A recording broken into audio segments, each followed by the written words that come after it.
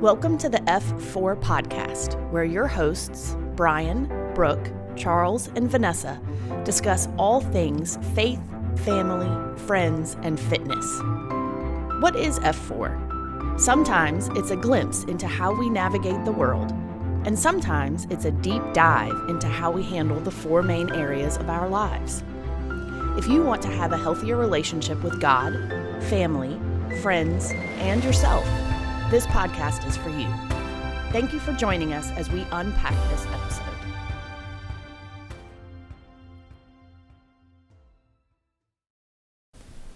Finish the lyric. I'm in a hurry to get things done. Oh, I rush and rush until life's no fun.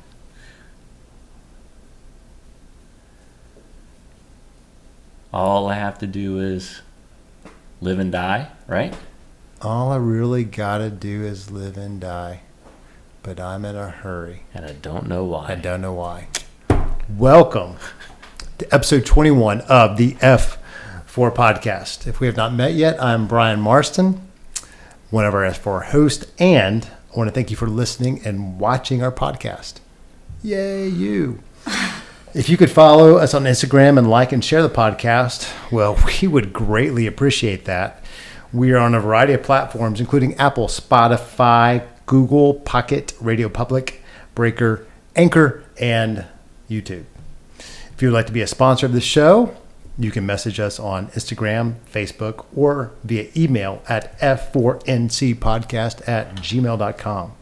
I'm joined today by the standard 4F people, my beautiful bride of almost 25 years, Brooke Marston, and our fabulous friends, Charles and Vanessa Giddens. Today we're going to talk about some of the highlights from a book that Brooke shared with me a couple years ago. And the content of this book smacked me in the face in all the best ways. It is called The Ruthless Elimination of Hurry by John Mark Comer. And in the very beginning of this book, we see some words from Jesus that are recorded in the Gospel of Matthew in chapter 11, verses 28 through 30, where Jesus said, "Come to me, all of you who are weary and burdened, and I will give you rest. Take my yoke upon you and learn from me, for I am gentle and humble in heart, and you will find rest for your souls. For my yoke is easy and my burden is light." And every time I read these words, I relax. It's like I just want to breathe more deeply.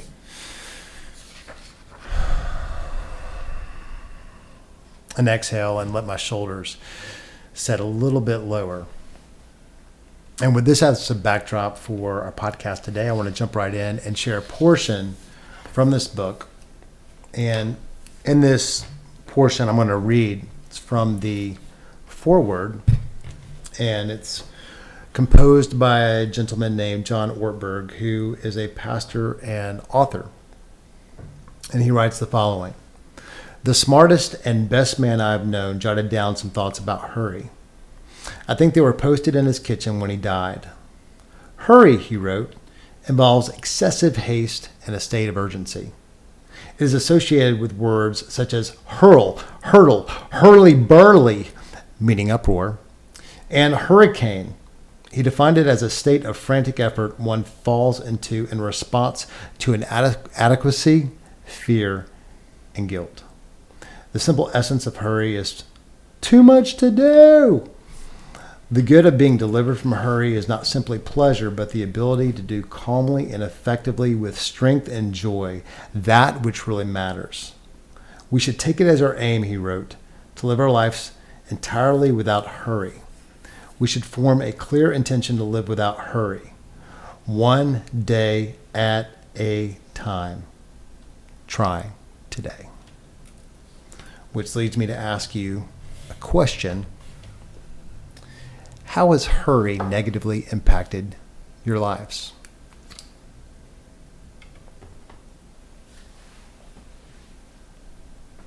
Brooke Marston. Oh, you're calling them. Yes, because I didn't want any Hi. more dead space. Okay. I think I don't do my best work when I'm hurried, for sure. other people's hurry also doesn't help me either. You know, if I'm being told to hurry up, I don't do my best work either. So, also, hurry doesn't allow me to really think. I am a slower processor, so often I think arguments come out of a place of being in a hurry because I haven't had the time or given myself the time to think through a response or even listen appropriately to where I could respond better. You know, so hurry it has hurt me in a lot of ways, like that. Also, I think car accidents have been as a result of being in a hurry. So, you personally? For me personally. Really? Yeah. Yeah. So, I think it leads to being distracted. Mm-hmm. You know, because I'm too busy thinking about where I need to be instead of thinking about where I am. Yep. Where I, quote unquote, need to be instead of where I am. So, yeah.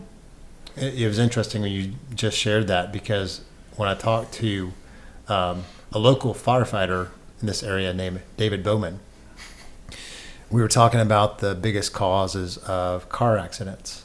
And he said hurry and distraction were the two biggest causes. So.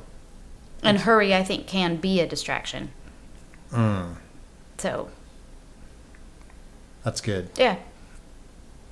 How about you, Thanks. Vanessa? I think my experiences are similar in that I don't think, you guys can correct me if I'm wrong, you know me pretty well, I don't think I'm a big hurrier. I don't think it's much in my nature. I'm more of a procrastinator. I can turn on the hurry if I've procrastinated to the point where I have to, and sometimes genius happens when I get to that point. But I think as far as negative impact, you know, we've had fights, and I think things can sometimes go wrong when I'm being hurried. When I'm being hurried along, that's when things can go poorly. And there have been times when it's been more of a physical task that I get very frustrated. I was talking about this with Amy the other day. The last time we moved, the packing process, he'll just throw things in boxes, like willy-nilly. And I'm more meticulous in how I want things done. Just like when we reorganized that cabinet a couple years ago. Remember that? Yep. And he freaked out because we pulled everything out of the cabinet, and he insisted that was not going to be the way to do it. And he totally freaked out. And then when he realized and settled in a little bit and accepted the fact that it was going to take time, it wasn't something we could hurry through, then it was much better. And just to be clear, if you're listening to this podcast, when Vanessa says he, she is not referring to me. No, I'm referring to my wonderful husband, whom I love very much, who is sitting next to me. All right. Well, that was a great answer. So, Charles, how would you answer that question? How hurry has negatively impacted your life? I mean, I think a lot, just like everybody said, same stuff. I think for me, a little bit more, and we've been talking about this lately, but just a little bit more guilt and regret than specific examples. And I'll tell you, I mean, it's caused issues with our relationship and my relationship with Parker. There's no doubt, because I get in a hurry and push and do things clearly that aren't good. But for me, I kind of think about that question like, and you guys, some of you know this because you don't have some of your parents. I'm still unfortunate that I have both my parents, but I don't have any grandparents left.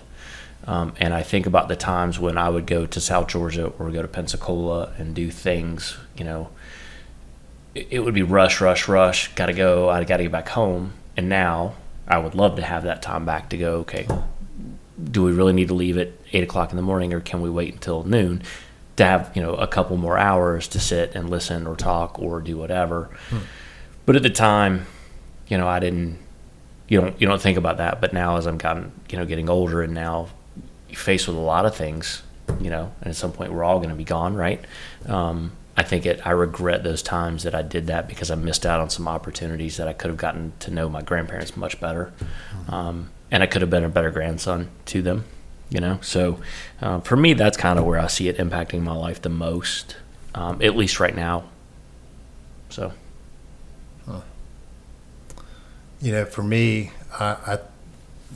hurry has impacted me negatively in many ways. But I would say the primary way it's impacted me is taking me out of being present in the moment. And I look at my younger self, and I wish I could go back and give my younger self a message to say, you're going to wish you had done this differently. Don't keep going down that road. Don't be so eager to go to what's next, or to feel like you have to respond to something that's happening outside of the context of where you are. Even in this moment, I thought about a time when I was on vacation or a family trip out to visit my in-laws, and I was on my laptop almost the entire trip. And I wish I hadn't done that, because it was selfish, but it didn't even give me what I wanted. Because ultimately, I want to be known for adding value to people, and in that moment, I was, the whole week, I was just caught up in my own world, and it was about me. So it's just one example of many, which I wish I could go back and redo, but you can't. All you have is now and then what you do with it next, going forward. Yep. So I want to move on to the next question I have, and I think I know what you're going to say on this one, but I want to ask it anyway. Do you agree or disagree with the following quote from the book, that love, joy, and peace are incompatible with hurry? Why or why not? And I want to start with you, Charles. Okay. So yeah, I agree with that. When you look at love, joy, and peace, or at least speaking for myself, those aren't things that are cultivated quickly. I think about when I met Vanessa. I didn't walk out of that first encounter that we had at a buddy's pool party, or I guess it really wasn't a party, not really. But anyway, I didn't walk away from that going, "Oh, I love Vanessa." Like that's there's no love there. It was like I just met this person. I think it took years to develop the kind of love that I have now, and I'm sure I'll look back on the love that I have for her now in 20 years and go, well, you didn't even know what was coming. But it's not fast. You think about peace. It's not fast. I mean, I'm still dealing with crap that messes with my peace all the time, and it's nothing that's overnight. And although I want it to be overnight, it's just not. The longer I walk with God the way I think I should, the better that becomes. Mm-hmm. But I can't just wake up one day and snap my fingers and go, oh, I'm at peace now. Like, I don't have any inner turmoil. Everything's great, That's not how that works. Mm-hmm. And I can't speak for her, but, I mean, again, I think all of that, when you look at relationships in general, to me, and all of this kind of corresponds into relationships for the most part, same thing with joy. You can't be joyful overnight. Now, I was happy when I met her. Sure. But I wasn't, I don't walk away from that going, God, I love her, and I'm so joyful that I met her, and that took time, And there are still days that I'm like, ooh, I don't know. Just kidding. Just kidding. I'm joking. Can't joke about that. I'm joking. Yeah, so for me, I agree with that statement. Yeah, it's interesting. Love is multidimensional. So, I mean, you can say I love someone, and like, in the sense that I like how they look, or I like how they make me feel. Again, that's very selfish. But then there's this love that you develop over time that is loving someone, more like a brother. And then there's that just, I would be willing to lay my life down kind of love. And you don't develop that kind of love overnight. You could say that, like, oh, I lay my life down for Most people wouldn't. So I think that's good. The greatest love is this, right? I mean, yeah, it's taken me a long time. And there's still only a very small select handful of people in my life that I would say, oh, I love them so much I would lay down my life for them. That's being honest. I mean, yeah. I think that's probably accurate for most people. Yeah. You two want to weigh on this one at all? You're more than welcome to. Well, I totally agree with the statement. I didn't mean to jump over you. I wasn't looking at you. It's okay. I'm just picturing you jumping over Vanessa. Leapfrog. It's like a video game. It's Mario. But And she's Peach. Coach Well, Peach. I just don't think you can. And I've said it before. And that when I'm in a hurry, my responses are not going to be the most kind or the most loving or the most thoughtful, because I'm trying to get to the next thing, or I'm trying to move on past this conversation to get to the next thing, or whatever. And so that does not elicit peaceful emotions, like trying to get to the next thing or feeling like you're late getting to the next thing. Really doesn't make you feel relaxed or calm or peaceful. And if you're rushing a response, you just aren't as thoughtful. At least I'm not. Maybe other people can be. Maybe there are people who are so much faster processors than me, that they can still be super kind in a hurry. But I find myself looking back at responses in a hurried state, wishing I had said it differently, and thinking, if I had given myself 10 more seconds to process this, I would have said it this other way.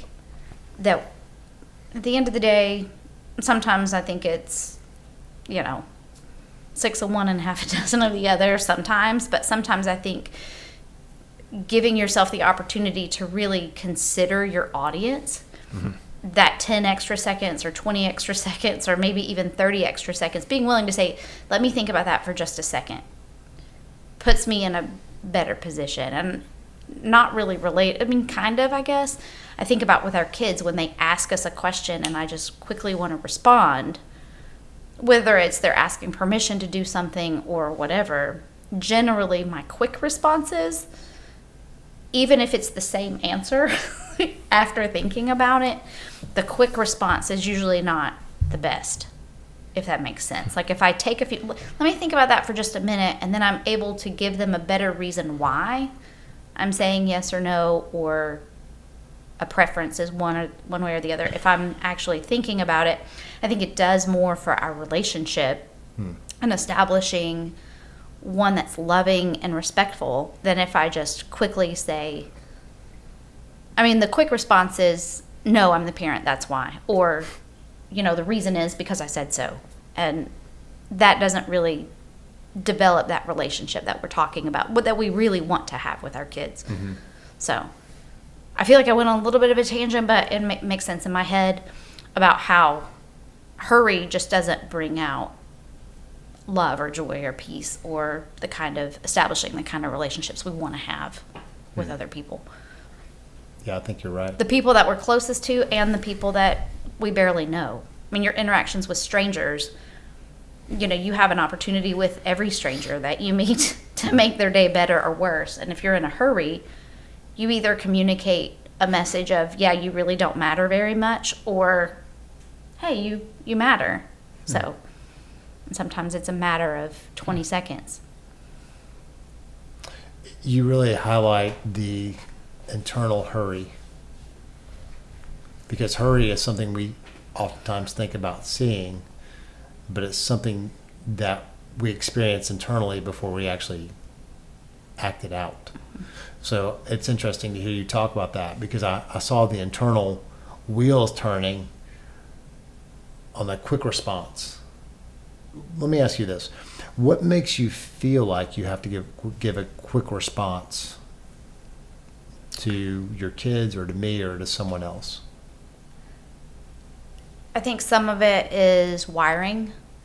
I know that I tend to be slow, And if I pick up on a vibe that I'm interacting with someone who is faster, I want to be able to respond in a way that they're not annoyed with me or frustrated by me, or because I do want to keep that peace in relationships. And so sometimes if I feel like the person that is asking me a question or talking to me wants a quick response, I feel somewhat obligated to give a quick response.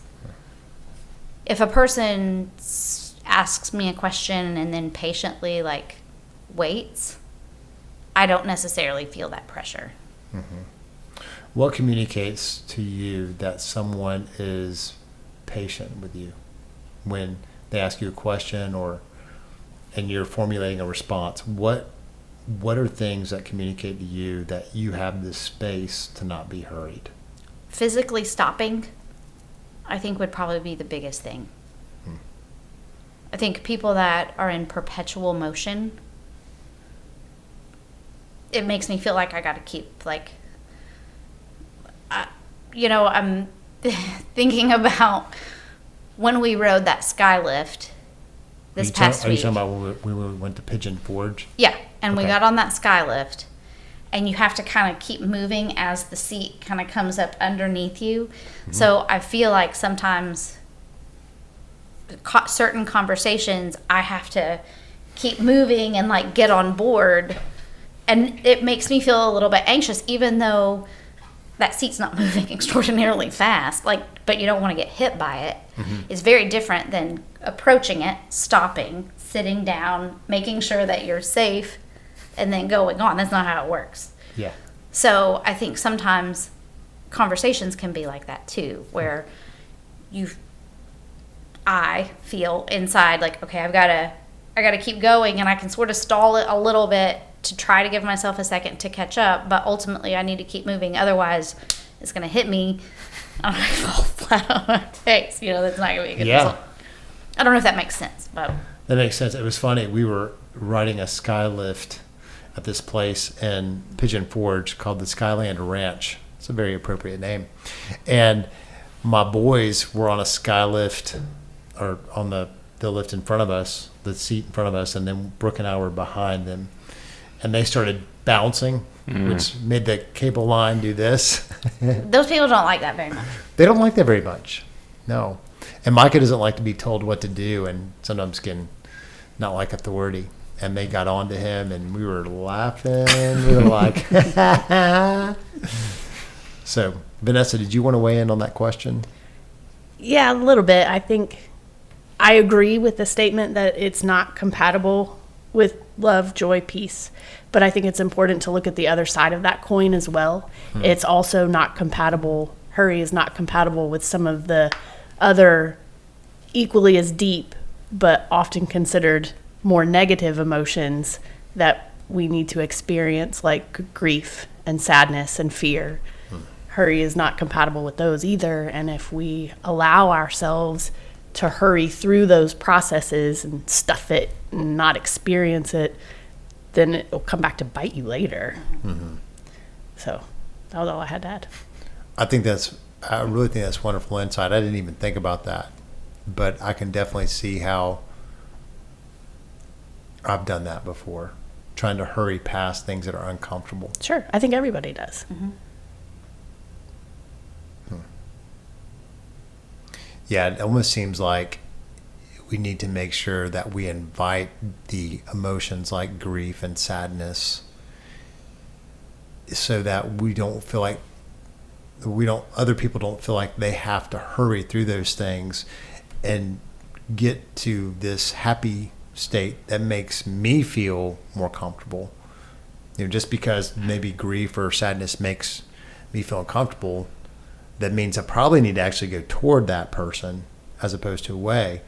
We just had a prayer time on Zoom in my men's small group on Friday for our friend Norm Scalina, who found out he has metastatic cancer throughout his body.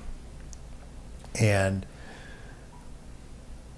one of the things that one of the men said is, when I had cancer, because one of the other guys in the group had cancer, he said, people avoided me. People didn't talk to me that had always talk to me. And I found out later, after I beat it, they just didn't know what to say. But he said it made me feel very lonely. I think a lot of people feel the need to feel the need to fill space with words. And I don't think that that's always necessary. But a lot of people are not comfortable with just being and being available. Sure, if you want to talk, fine. If you don't want to talk, I can just sit here with you. But my point is, and at the end of the day, do we really fully experience joy, happiness, and peace without also fully experiencing grief and fear and sadness? We can't. So that was my point. Strong message. It has in been the bag. It has been a minute. Yes, it has. Oh no. If you know, you know. Yep. Wow. So in a conversation with John Ortberg in the late 1990s, pastor and author Dallas Willard said the following in response to the question, what do I need to do to become the me I want to be? And Willard responded as follows: hurry is the great enemy of the spiritual life in our day. You must ruthlessly eliminate hurry from your life. Now, earlier at the very beginning of this podcast, I referenced a song from 1992 by the mullet-wearing band Alabama. They'd be in style today, not with me. Bald is in style for me. But anyway, that's totally digress. But Alabama, they put out that song 31 years ago. And I just think that's interesting because Dallas Willard said this 20 plus years ago. Does his answer surprise you? Why or why not? And do you think anything has changed in regards to hurry in our culture over the last 25 years? Why or why not? That was a lot. Yeah, repeat the questions, please. So he said, I want to repeat what Dallas Willard said. Hurry is the great enemy of the spiritual life in our day. You must ruthlessly eliminate hurry from your life. Does his answer surprise you? Why or why not? And do you think anything has changed in regards to hurry in our culture over the last 25 years? Why or why not?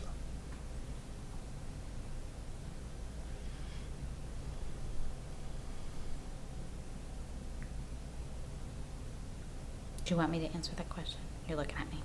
You can. I am not surprised by, well, maybe a little bit surprised by the answer because I don't think that anybody, at least let me speak for myself. I'm not sure that I think, oh, hurry is the real problem here. You know, I don't think that would be a go-to answer as being the big part of the problem, but I do think it makes a whole lot of sense. And I think him boiling it down to that, it's like, oh, well, of course, that's the real enemy, because if I'm rushing through it, I'm not taking the time to listen to the Holy Spirit. I'm not taking the time to let God's word change me or really reflect on myself appropriately. So, yes, it makes complete sense, but I'm not sure that I would automatically say, yes, it's hurry that is the problem. The second part of that question, do I think anything has changed? Do I think that we have a greater enemy of our spiritual life today versus 25 years ago? No. Do I think things have changed in our culture in terms of hurry in the last 25 years? I think yes. I think we are far less willing to wait now than we were 25 years ago, even though we weren't really willing to wait 25 years ago either. Yeah. If that makes sense. It does. I think everything moves faster. Technology moves faster. I mean, that's the point of technology to some degree. You think about this, when that song was sang and when he answered this way, smartphone did not exist. Right. We were still using dial-up internet. Dial-up internet. Charles just went into a pain cave. But think how much faster dial-up internet research was versus going to a library and looking up, information in books. And when I was doing a research paper in my freshman year of high school, I will never forget spending all that time in the library looking at this book, just sure that this was going to be the place that had the information that I needed. And I probably spent 2 hours going through this book and then realizing there is nothing here that helps me. And I have just wasted 2 hours of my life. And I'm no better off than I was for this paper that's due than when I started. I don't know if you guys ever had that experience, but dial-up internet, way better than that. But now, I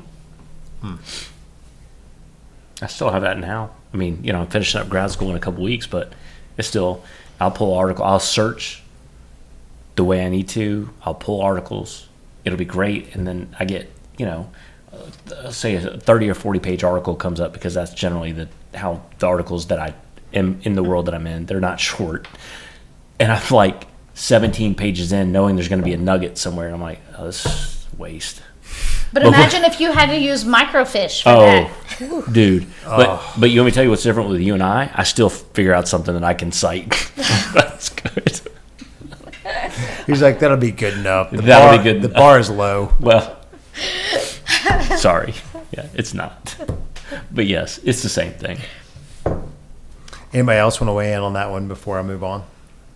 Yeah, just real quick. It made me think of stopping and smelling the roses. Like, if you're always in a hurry, you can't appreciate what God has given you at all. Even the small things. Slowing down gives you an opportunity to appreciate the small things, the small blessings. What were you going to say, Charles? Yeah, so I think if you look at a spiritual life, right, it's quiet time, it's reading, and reading the Bible is not fast. It's just not. There's hard names in there. There's hard names. And funny names too, but hard names, yes. And you have to do, I'm sorry, I shouldn't say that. That's extreme language. When I'm reading the Bible, I need to understand and process what's going on around it. I don't read it just to say, okay, here's the verse, I'm read it, I'm done. Like, I want to know kind of what's the context, what's going on. And that's not fast. There are times that I'm reading and I'm like, forget using, concordances. I'm like all over the place. I'm like with lots of things. And that's not a fast process. So even doing something as simple as reading, that you would think, okay, I can just read. I'm going to sit down and read for 20 minutes. Well, 20 minutes isn't 20 minutes if you pay attention. And some days it is. Some days you're like, oh, I totally understand this. And some days, even now, I'm like, I don't get it. I got to figure this out, because I can't just close the book and go, well, it's okay if I didn't understand that. That's okay,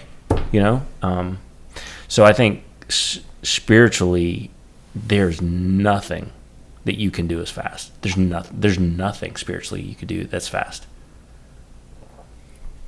I like that. So that leads me to my next question. In 2023, do you think it is unrealistic to live an unhurried life? And then my follow-up question to that is, how come? In 2023, is it unrealistic to live an unhurried life? Because some people, I imagine, if they're listening or watching, are thinking, yeah, it's great to think about not being in a hurry, but that's impossible. So is it possible?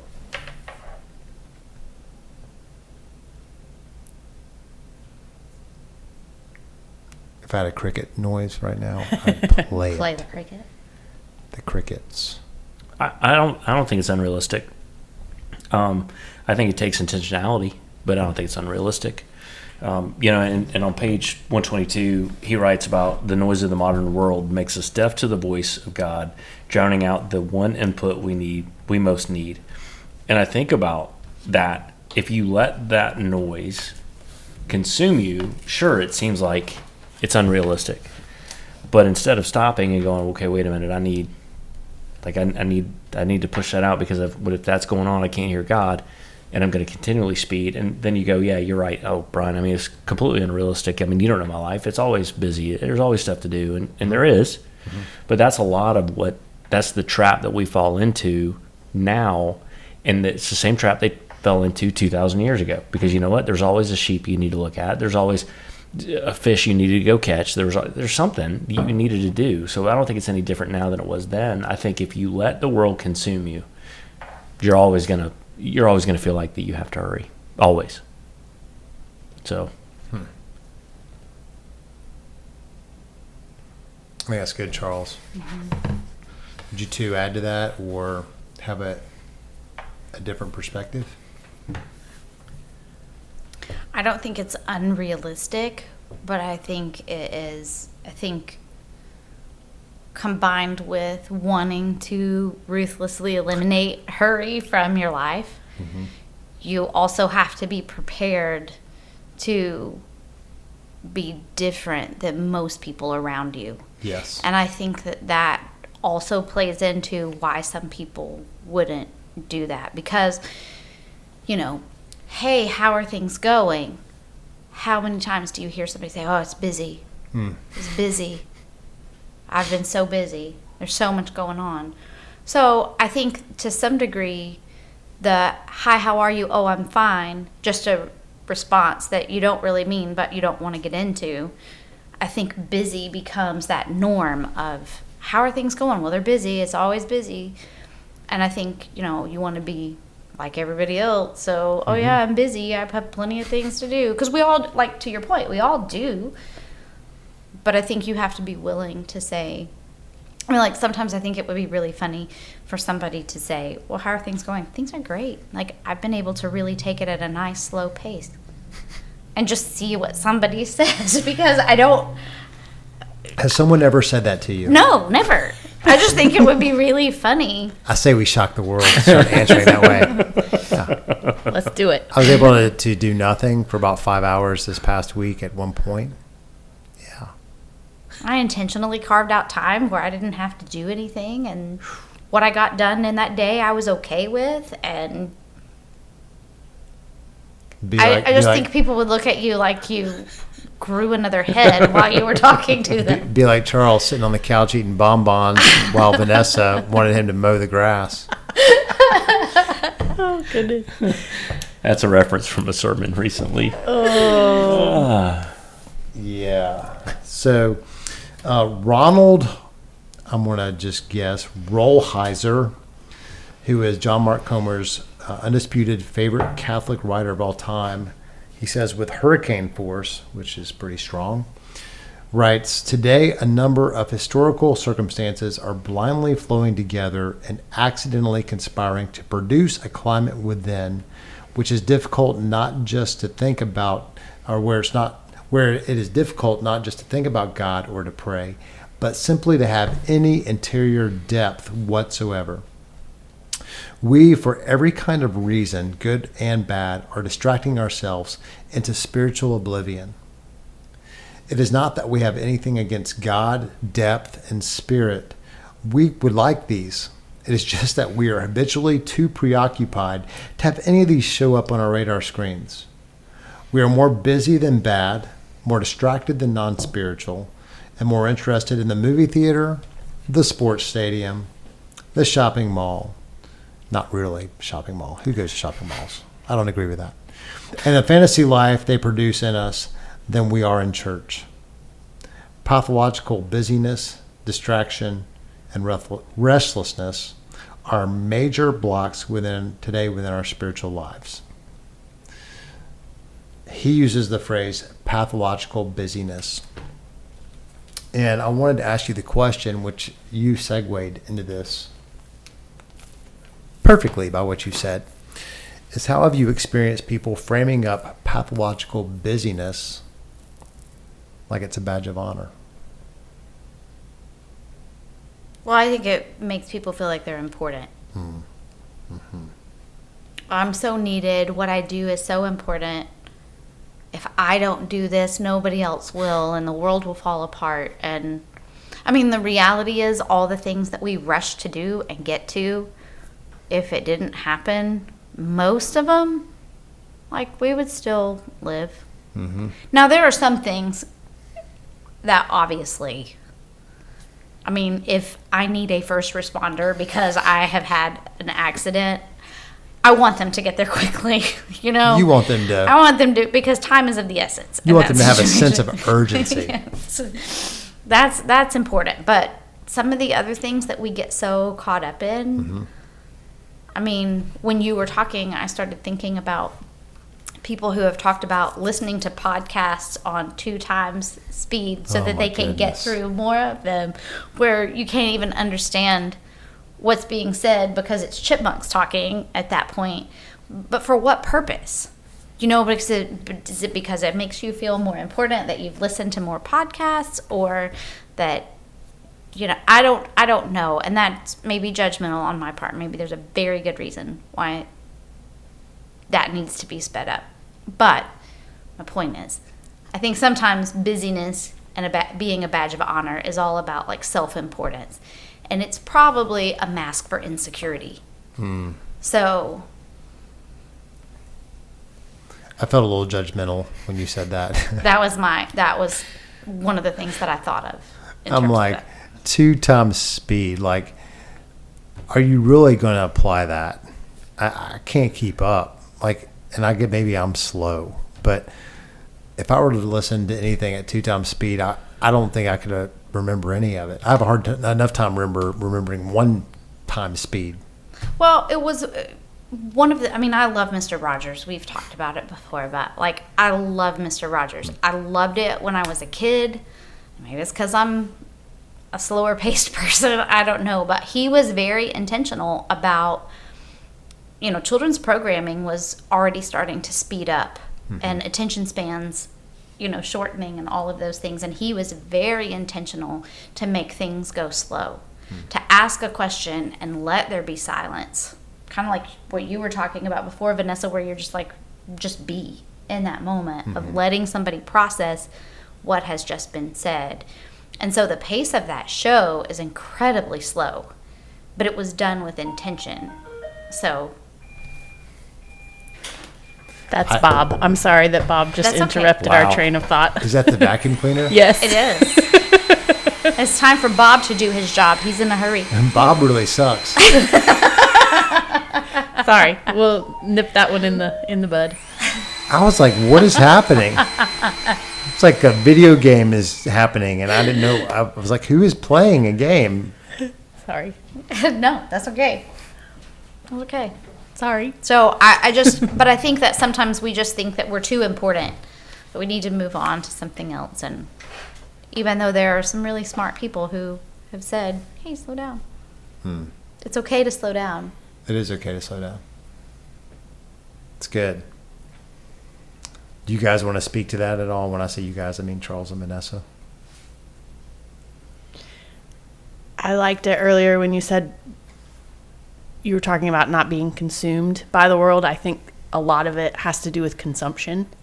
A lot of the badge of honor of busyness is a consumption mindset and a lack of appreciation. And sometimes I think people also use their kids as,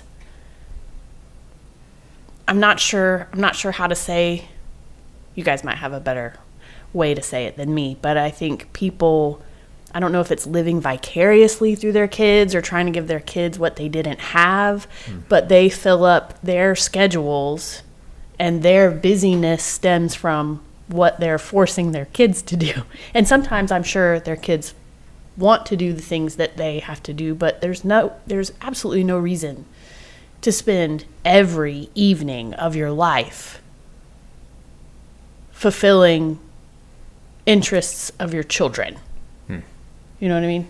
And I might get hate mail now for that, but VanessaGiddens@gmail.com. Thanks, Brian. That is her email address too, by the way. Oh gosh. I memorized that. But you have to spell it correctly, because if you don't, you never get that mail. That's right. I'll never get it. Oh goodness. I think I remember what y'all were referring to. Yes, got it. So I'm gonna keep moving, because I think this is a subject that we could talk about for hours, and we don't have hours. One definition of hurry sickness is described as a behavior pattern characterized by continual rushing and anxiousness. Gosh, reading that out loud just makes me... Ugh.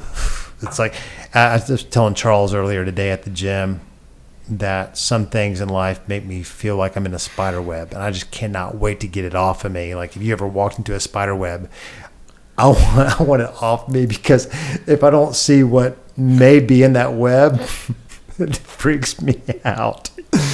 And when I hear this definition, the behavior pattern characterized by continual rushing and anxiousness, what it does to me internally is not pleasant.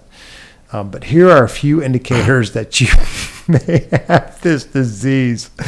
And I'm just going to say, I cannot say amen to these indicators. All I can say is ouch. And so maybe you're in my club. So you might have hurry sickness. If you find yourself moving from one checkout line to another because it looks shorter or faster. And pointing isn't nice, but Vanessa is pointing at Charles if you're listening. And the truth can hurt. If you count the cars in front of you and either get in the lane that has the least amount of cars or is going the fastest. I did that today. And then last, these are just three. You multitask to the point of forgetting one of the tasks. Does anybody ever do that? I do. I used to. I really did. For a long time, I fell into the trap of saying, "Oh, I can multitask." And the more I've tried to multitask, it's that reason. You end up screwing something up. Or to your point, like if you just would slow down, you would avoid this problem. I don't know how many times you told me that over the course of our friendship, but yep, it's true. You got to slow down. Yep. Hurry is bad. So on pages 48 through 50, John lists 10 symptoms, not symptoms, but symptoms. Can you speak right, boy? Of hurry sickness. Number one, irritability. If you are finding yourself irritable, often you might have hurry sickness. Hypersensitivity is number two. If you find yourself being hypersensitive, you may have hurry sickness. You may have hurry sickness, number three, if you are restless. Number four, you may have hurry sickness if you are finding yourself being a workaholic or engaging in nonstop activity where you cannot stop. The fifth thing is you may have hurry sickness if you feel emotionally numb. Number six, if you have out of order priorities. Number seven, you neglect the care for your body. 8, if you find yourself engaging escapist behaviors, which I'm not defining any of these things, but I will define one thing here. If you find yourself touching your cell phone often, that's an example of an escapist behavior. The average person, and I think he noted this in this book, touches their phone an average of over 2,000 times a day. That's insane. It's one of the reasons why I now have a wristwatch that my wife gave me, because I did not want to go to my phone to see the time because I didn't want to see notifications that would make me feel like I had to look at them or respond. And I'm so thankful. Just got to remember to wind my watch. Number 9, you find yourself neglecting spiritual disciplines.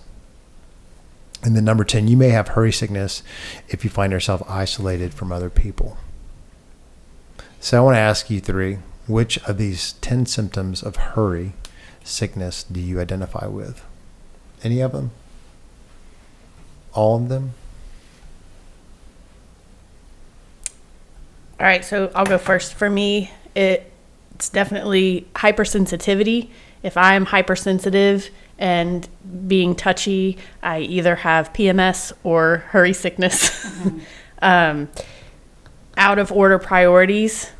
If I am feeling rushed and overwhelmed, I will find something better to do, and it will take priority over. Charles is nodding his head at me. over the things that I should be doing because I'm feeling too much pressure about those other things and feeling hurried about those other things. So I'll rearrange the world to not feel that hurry pressure. And then isolation. Sometimes if I'm feeling hurry sick, I just leave me alone. Let me decompress by myself, watch a movie, take a nap, whatever. Just leave me alone. Which is kind of combined with escapist behaviors. Yes. Yeah, I Sure. can see that.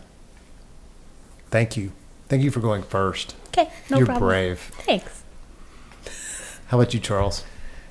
5 out of the 10. 5. Irritability. I think I get irritable pretty quickly sometimes. Hypersensitivity, restlessness. That's probably the biggest one that shows up for me. Workaholism, or nonstop activity, and then isolation again. I have a tendency to feel like I'm by myself when I do stuff like that. So yeah, 5 out of 10. Brooke? When hurry is kind of happening for me, definitely irritability. What was the second one? How was it worded? Hypersensitivity. Hypersensitivity. Yeah, that one. And the escape, the escapism, for sure. You talked about misplacing priorities, and I guess it could be that, but for me, that escape, I would just, and it's for an escape. So, which is why I would categorize it as that. That's good. I appreciate you guys being transparent. At times, I would say that I've exhibited all 10 of these. I think probably the highest ones would be irritability, being the workaholic, just feel like I have to keep moving, and then maybe being emotionally numb would be probably, if I had to the top 3. But I mean, I've exhibited all those symptoms at times. That hammered me. I like in the book, he said, if you identify with these, well, most people do. So if you're listening or watching, we don't want you to feel beat up. We just want to say, hey, this is a problem. And if we know that there's a problem, we want to help collectively each other do something about it to find a solution. And I just go back to the idea that hurry kills relationship. Love takes time.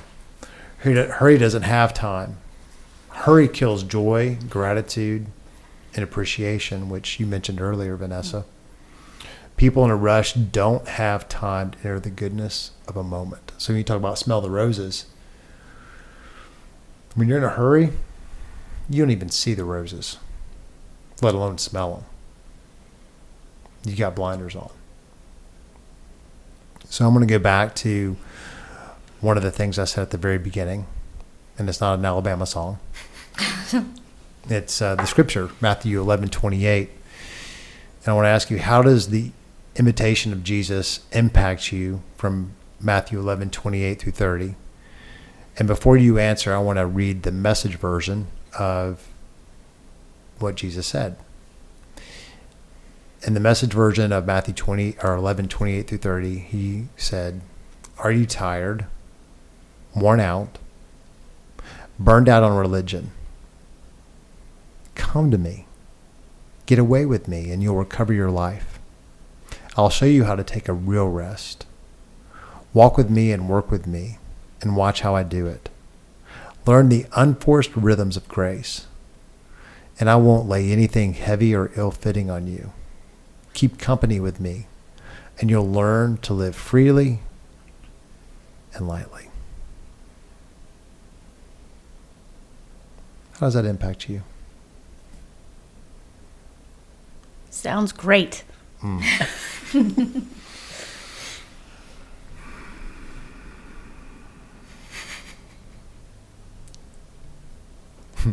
just thought of Tony the Tiger. That's great. Big thumbs up. Anybody else want to elaborate on sounds great?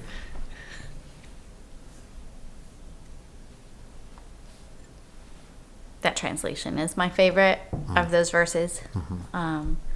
Learning the unforced rhythms of grace, I think, is the part that always stands out to me. Because we do get so caught up in being in a hurry, and then I think taking on burdens that are too heavy for us to bear. And so an unhurried rhythm and allowing the grace of God to enter into those moments, it sounds really nice and seems like a really great way to live.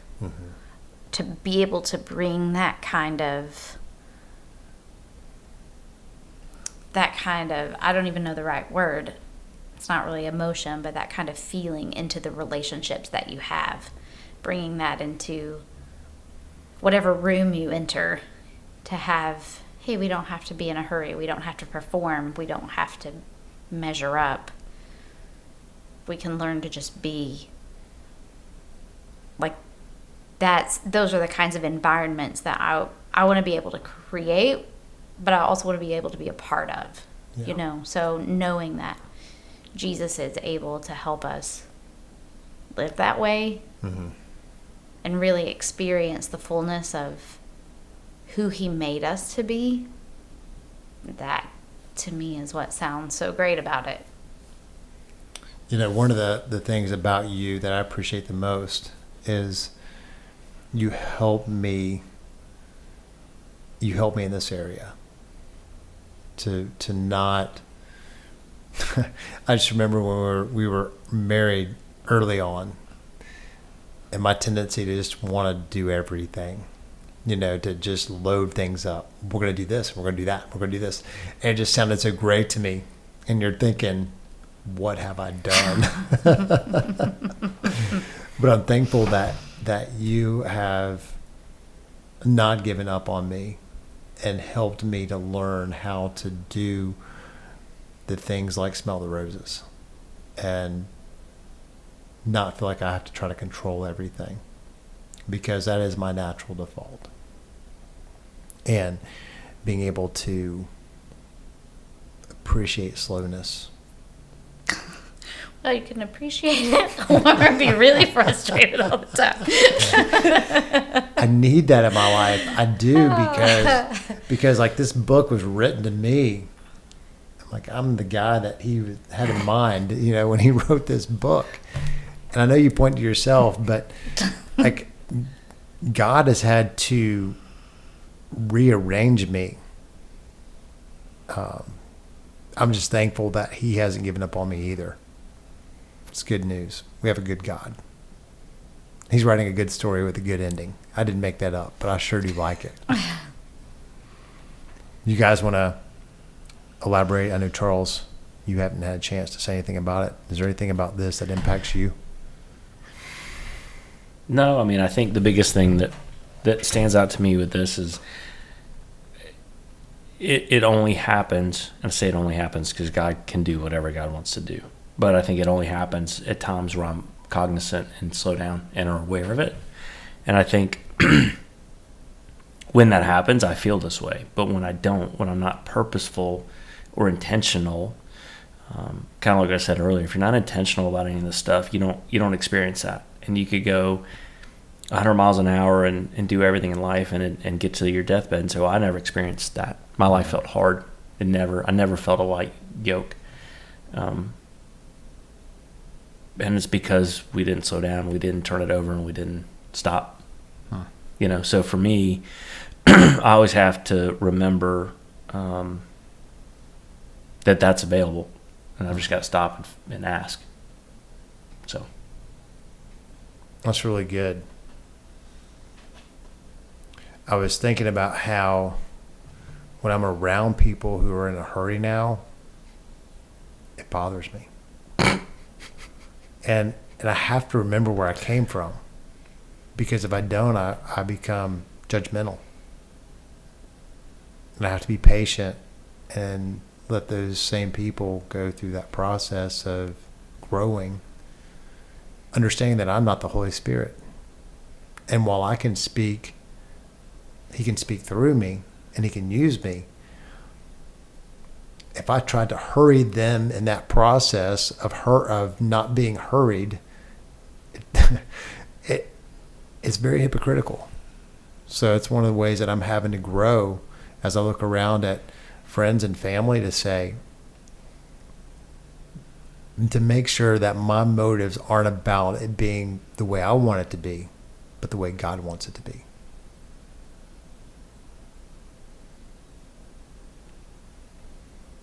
Sometimes he moves slower than I want him to. Sometimes. Sometimes. Really? Yeah. Which leads me to my next question. Well, let me just say, I'm slow. God moves slower than I want him to move too. Just, for the record. I can think of a couple of things right now that I'm like, you could go ahead and hurry up that. That would be great. Me too. So John Mark Comer. Maybe I should start going by 3 names. Brian Allen Marston. No, just call me Brian. John Mark Comer talks about 4 spiritual disciplines that help us recover our lives and learn the unforced rhythms of grace, which, Brooke, you mentioned really resonating with. And these 4 things are silence, solitude, Sabbath, and simplicity. My question for you guys sitting here with me at this table is, do you currently practice any of these disciplines? And if yes, how do you practice them and how have they helped you?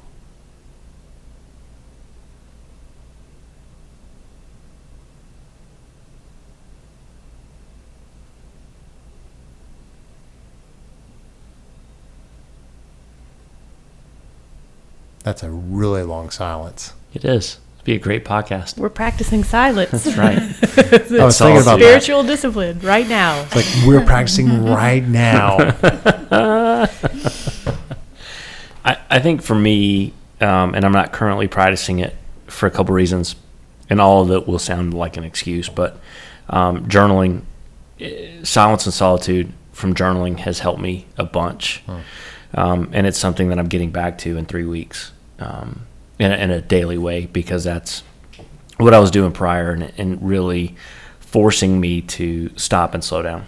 And prior to really being in seminary, I was journaling really well until I got into seminary, and then I got into seminary, and I'm not journaling here and there, but not like I need to, not like I feel like I need to. No one's telling me to do it, but the way I feel like personally that I need to.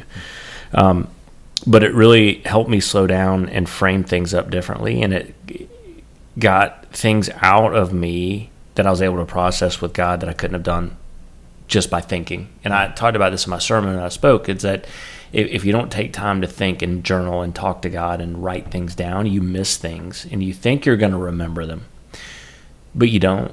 And then it goes, 2 years could go by, and you're like, oh, wait a minute. And a thought crosses your head, and you're like, wow, yeah. But you never wrote it down. So you missed 2 years of opportunity to continue to do it. It's much like, and we talked about this morning, but the retreat that we went on as a staff, right? So practicing silence and solitude framed up with questions, right? But going to God and saying, hey, what's going on? What do you need to show me right now? And spending, most of the time we had, I think it was only like 20 minutes. I don't know, you would know because you set it up, but it seemed like an eternity to start. Like the first one we got, I was telling Brian today, I was like, I'm so irritated. Like we started this whole process at our staff retreat. I'm like, I gotta go be with my thoughts and figure this out. And I'm like, okay, this sucks. That was the first one. And then as we got through that first day, I'm like, oh, this is fantastic. And God would show up in a way that I never could have figured out on my own, because I stopped and processed a question. And they were simple questions. They weren't hard questions. They were deep, but they weren't hard. But going to God and laying that out and saying, okay, what do you have to show me? What's going on? How do you want me to see this? Allowed me to better process what he was doing in me and through me, and is continuing to do in and through me, that I would have missed if I just would have sped through to try to get to the next answer, right? Because that's what I like to do. I'm like, okay, Brian, yeah, here's your answer. Yeah, what's the next question? Okay, yeah, we're done with this. All right, I'm done with this session. We're good. That's how I like to operate. So I think that was a big help. It was a gigantic help, at least for me. And I don't know how you felt when you came up, because you came up after, but like spending time and being quiet and really processing questions, and not like, oh, I've got 5 minutes before I get out of the house, but like really spending there was still a time limit because you set a timer, but there was not a rush, I guess, to say that I've got to get this done right this second. I can spend 20 minutes thinking. Was fantastic, and it helped me so much. So that's what I'm going to get back to, because that's what I did when I was journaling, right? And it wasn't fast. Journaling is not fast. Not if you do it, not if I do it the way I think it should be done. And so I'm not currently practicing it, but that's what I'm going back to in 3 weeks when I'm done. Done with seminary. Yeah. Good. Yeah.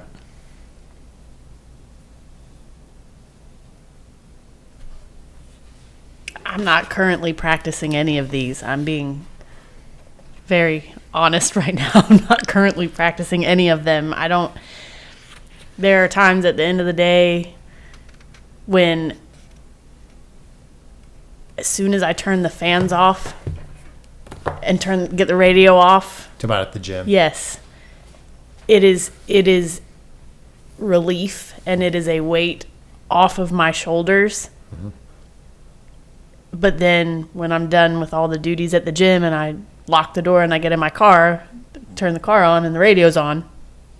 So it might last, 5 minutes when I get there in the morning and 5 minutes when I leave. But I can't honestly say that I'm practicing any of these things. The idea of silence for the sake of silence and being with your own thoughts.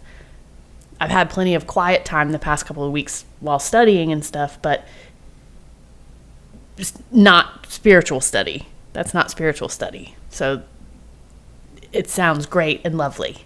There's that word again. Great. It sounds great. But I'm not currently practicing any of them. So. Okay. How about you, Brooke? Silence and solitude, that's pretty much a part of, that's why you sometimes get frustrated with me, like when I will set an alarm earlier than when I need to, but it allows me to have some silence and some solitude and some slowness at the start of the day, rather than my feet hitting the floor and me having to go immediately. So some of that I think is my own personal wiring, but it also has allowed me to leave space for God to deal with me. Mm-hmm. When we do those, when I've had those days of, like a day where we serve with feeding Lisa's kids or something like that, and I haven't set an alarm early in order to spend time reading scripture and doing all of those things before going to be there, because that is earlier than normal. Mm-hmm. If I don't set time to do it before, then I get home and I'm already in the rush of the day. Mm-hmm. There's always something else to do. And so then getting back to that space is a real challenge. So that's part of the reason why I do that first thing. So for the most part, that's very much a part of my life. I also am not an overly complicated person. I do think that for the most part, I really try to keep things pretty simple and operate with simplicity. I could be more simple. There are things that could make my life less complex, for sure. Sabbath is the thing that seems elusive, so some of that is by nature of what we do in church world. Sunday is not a Sabbath. Saturday doesn't feel like a Sabbath when you're getting ready for what is required on a Sunday. Mm-hmm. So trying to figure out when in the week can I take a Sabbath, because nobody else is Sabbathing Monday through Friday, so right. It just is a real challenge in our culture, I think. And then you combine that with what we do in terms of church world, I think it makes it a real challenge. It sounds like an excuse like you were talking about, because I don't think it's impossible, and I don't really think it's unrealistic. Mm-hmm. I'm just not really sure how to make that happen. I think it would be great. Yeah. Yeah, I agree with you. My answer would be very similar to yours. I typically wake up without an alarm 99% of the time. I mean, there's very rare occasion where I even need an alarm. You have like an internal alarm. If I know I need to get up at a certain time, I just wake up, which is sometimes really frustrating because it's like, I would like to sleep later. I do not have that. No, you don't. Neither does Vanessa. Well, lately I've been waking up pretty routinely at 2 or 3 something, and I'm like, huh. But anyway, that's not. So I would say that one of the things about simplicity that we've kind of stepped into is going through our basement. We have a basement that just kind of became a dumping ground when we moved. In 2016, we moved into our current house. And I guess a week and a half ago, give or take, maybe 2 weeks ago. I don't know, maybe a week ago. It was a week ago. It feels like a long time ago. It was last Friday. We started with a corner, spent an hour-ish on cleaning out a corner. And it felt so good to take some things to Goodwill that other people could use and also to throw things away. We were able to throw several things away. And so for me, it's a way of living more simply, not having stuff that's consuming space that either needs to go in the trash or someone else could use. And if someone else can use it, I would rather them do it, because most of that stuff that's been sitting there for 7 years, we're not going to use it. There may be things our kids use when they actually get in their own house. I mean, our boys have taken some stuff to college. There may be some toys that our future, hopefully, grandkids will play with. But there have been plenty of things that we discovered just in one corner of this garage that throw it away. And it just felt really good to do that or to give it away. So we're going to do more of that. I mean, as soon as Parker's out of the house, this house is gone, and we're going into a tiny house, maybe get 1 acre, 2 acres, maybe more, I don't know. But it's gone, and we're going to live in a tiny house. We're going to have somewhere for people that want to come, my parents, whatever, or Parker when he comes home from school, and that's it. We're done. I'm done. I'm not going to do it anymore. You'll get you an underground cellar, a bunch of water. Hey. Lots of ammo and guns? Some guns. No. I am going to get a small house, though. Typewriter, write a manifesto. Hey. All right, I'll move on. So what gets in the way of practicing these 4 disciplines: silence, solitude, Sabbath, and simplicity? What gets in the way?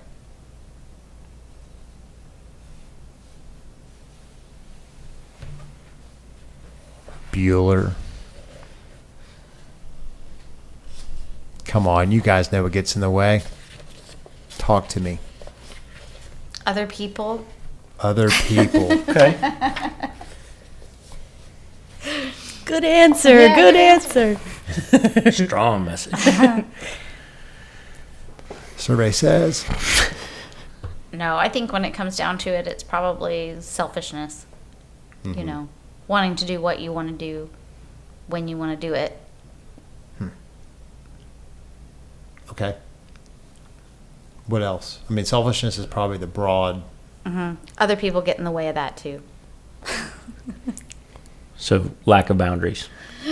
Yeah. Maybe lack of intentionality.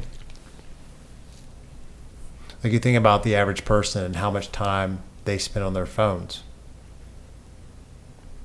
And how much of that actually translates to stuff in life that you're like, okay, this is going to really improve my life and the people I love, their lives. Some of it maybe, it's nice to wish someone happy birthday on Facebook, or to like or love or press the care emoji on their social post. But I mean, how many of those things really take us to where we're encountering God or I don't know. I think it's a good question to ponder. Mm-hmm. I think there's a lot of things that we can do with our time that don't require anything of us. It's funny, and I posted it on CrossFit Altius. It was a post from Jason Kalipa from NC Fit, well-known CrossFit guy, but he posted something about the fact that he could work out for 2 hours a day is extreme, but scrolling or watching Netflix for 2 hours a day is okay. And it was actually, he said it backwards. It's a really good post, but it applies to the not just fitness, because we hear that because we're all in the fitness world as well. It's like, I don't have time to work out. Okay, well, you do. Or you hear, I don't have time to read my Bible. Well, you do. I don't have time for this. I don't have time to spend with my family. Well, you do. Right? And you think of all the things that get in the way of that. And I think to your point, it is, and we've talked about selfishness being the problem. And going back to Genesis, it is the problem, right? So, but it's a lot of excuses, and it's a lot of selfishness, and it's, people say they don't have time. I say it. I mean, but it's really, that is not a priority. It's not a priority, right? You haven't made that a priority. You haven't made spending time with God a priority. You would rather go escape. And again, I'm guilty of that too. I do it a lot on my phone sometimes. I play games on my phone that I shouldn't play, for 20 minutes at a time, because it's just an easy way for me to turn my head off. But it's an excuse, and it's escapism, because I'm not processing and doing what I need to do. And I read my Bible every day. It's fine. But could I spend an extra 20 minutes doing it? Yeah, I could. And I'd probably have a better relationship. I'd probably be walking better. But I think we get in our way. Like, at the end of the day, I think the answer to that question is we all get in our way. And that's why we're the way we are. Yeah, they call them disciplines because they take discipline, which takes intentionality, which we at this table have shown the capacity to do, because we show up at the gym, we show up at church. There are things that we do without even thinking about it every week, every day.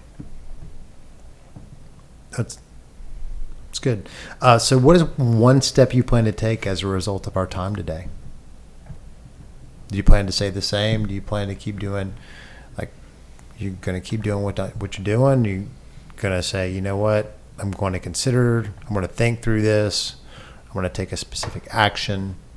And this isn't just for us at this table. If you're watching or listening, what's one step you plan to take as a result of what we've talked about today? Because our goal isn't just to stay where we are. Our goal is to add value to each other, but also to add value to you, because that's why we're here. That's why we're doing what we're doing. So what's the step you're going to take? Or an action?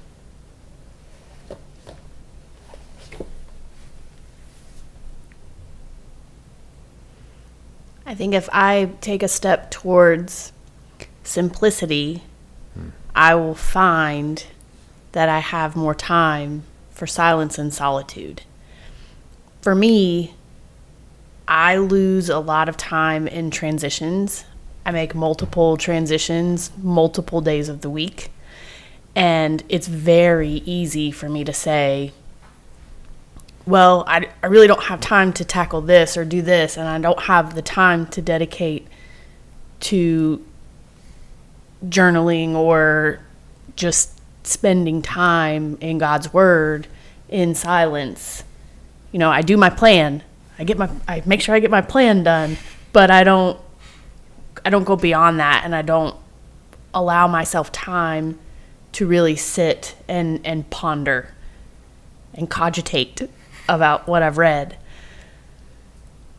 So if I can simplify and think about how I can rearrange some things, maybe there are things that I'm doing at the end of the day that I could instead do during those transition times when I feel like I don't really have time to get anything accomplished.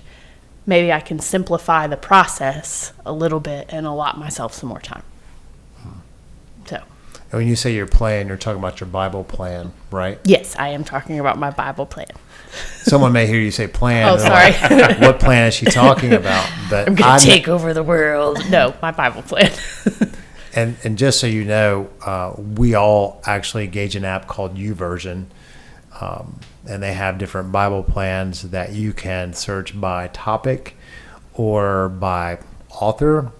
For a variety of things out there. If you want to read the Bible in a year, they give you plans for that.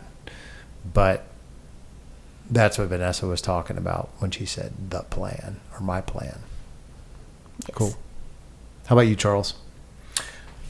Just by the way, the new plan that I'm on, the plan that you and Becca have been on for a while. The Bible plan. Yeah. So I just finished the Bible in a year from the Bible Project, but they have a new Bible plan. I guess it's a newer version of the Bible in a year that you and Becca have been on, that I've now going through seminary. I think it's important for me to read the Bible all the way through every year. I think it's important to continue to put things fresh and to keep that in front and center of the start to where we are.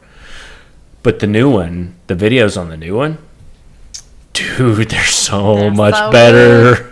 They're so much better than the other ones. I'm only a couple days in, and I'm like, oh, this is a different, every video has been different. And I'm like, oh, this is great. I open up my app, and I'm like, oh, there's another devotional today, and it's another video. It's like, yay, there's a video today. It's great. As opposed to, oh, there's a video today. No, their videos are good. Their videos are good. Even in the old plan, they were good. But and some of the videos are the old Bible plan. Yeah. Some of them are old, but they add some new ones in to give, like, there are more word study videos in this plan. Okay. That I think add so much to what you're reading. Right. So I mean, I think I'm only like 5 days or 6 days or whatever into the new one, but every video has been different, and I'm like, oh, this is great. Because it not that it feels old or stagnant, but it's like, oh, I don't want to see the same videos that I just watched every couple of days last year. Yep. So anyway, side note. So if you haven't done that, check it out.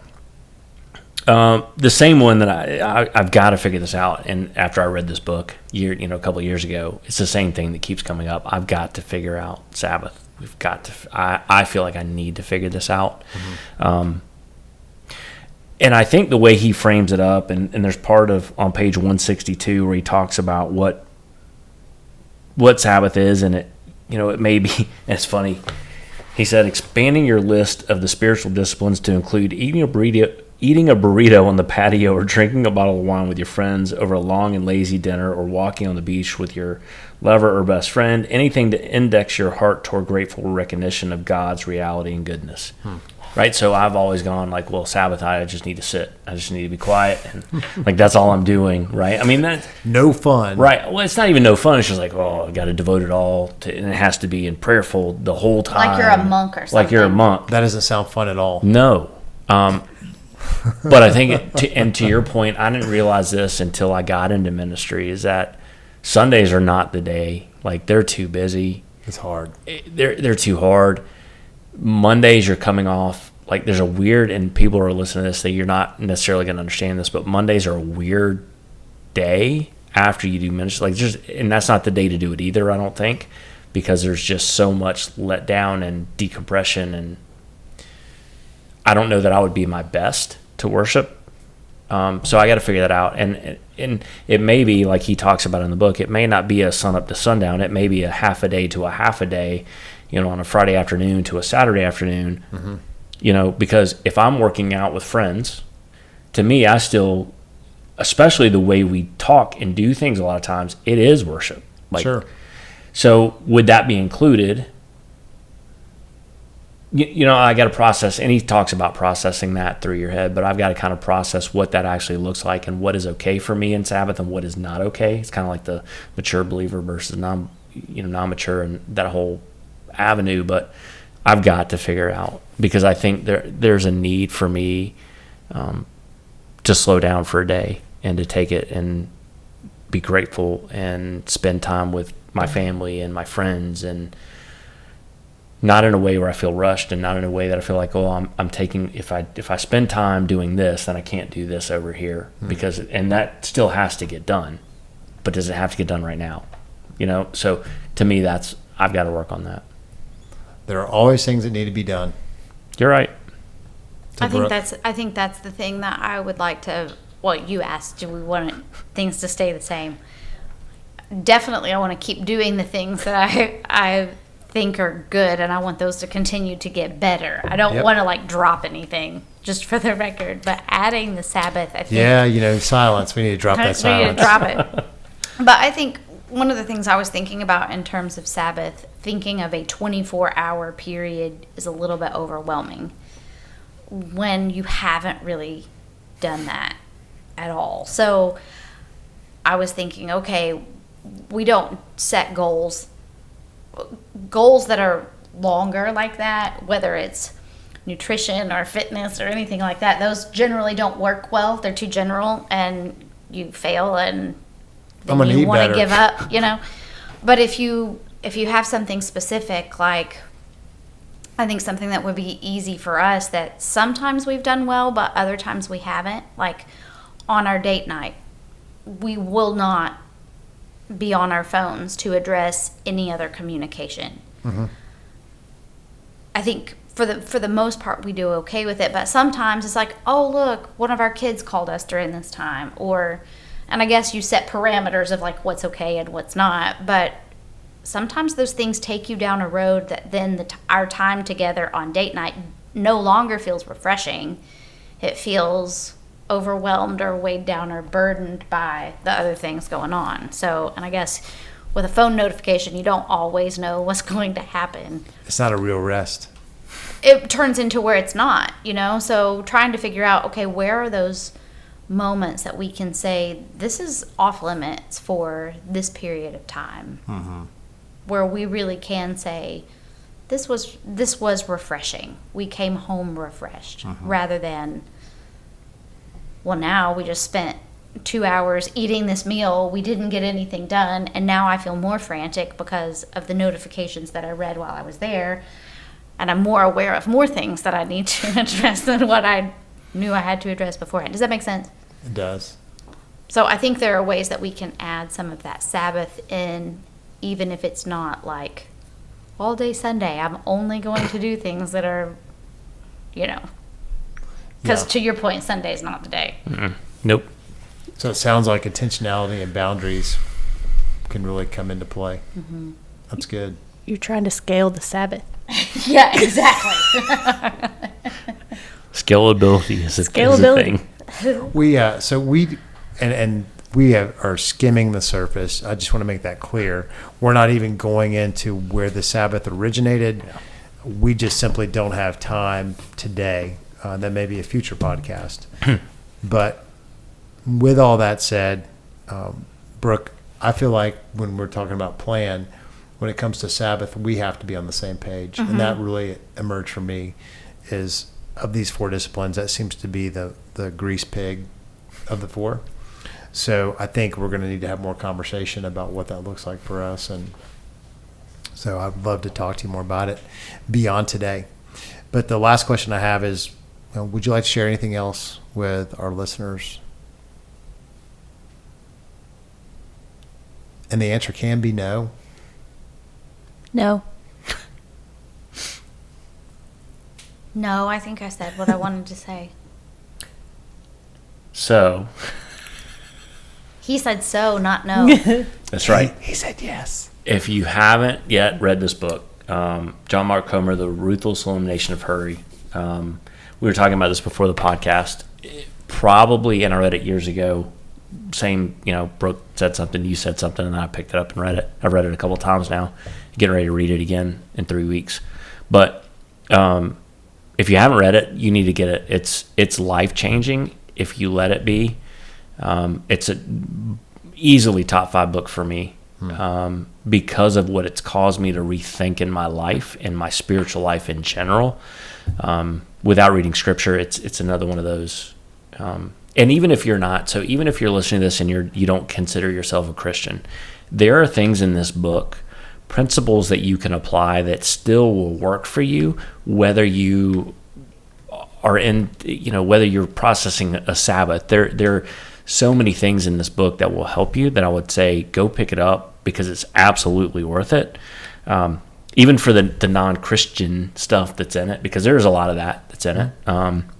So I would say that, and I think like Matthew 11 for you, I think when I think about this kind of stuff, I go back to Psalm 23:18 or 23:1-3, and it's, the Lord is my shepherd, I lack nothing. He makes me lay down in green pastures. He leads me beside quiet waters, and he refreshes my soul. I think when I realize that, when I can stop and ask, that's what happens. I just don't always. So I would just say, if you are, if you do consider yourself a follower of Christ, just ask. He'll help. I mean, he always does every time I ask. It's just my fault that I don't always ask. And to your point, intentionality is very important in this world. And I think if you don't have it, you're going to listen to this podcast. I can tell you what's going to happen, because it's the same thing that happened to me multiple times in my life, where I'm going to walk away saying, oh, that all sounds great, but you don't know my life. And that's not true. You're right, I don't know your life, but you're no different than anybody else on the planet. Well, I will just say a small step is a step. And we need to celebrate any step that's toward a less hurried life. So with that said, beep, beep, beep, beep, beep, beep. That's all, folks. That's a terrible Porky Pig. But I don't care. Thank you for taking the time to explore how to live a less hurried life on the F4 podcast today. Please follow us on social media, like and share the podcast if you think that can be helpful, or it can be helpful and or entertaining to other people. We would love your specific feedback on how we can improve in providing content that is helpful to you. Thanks again for listening today, and we look forward to being with you soon again here on the F4 podcast.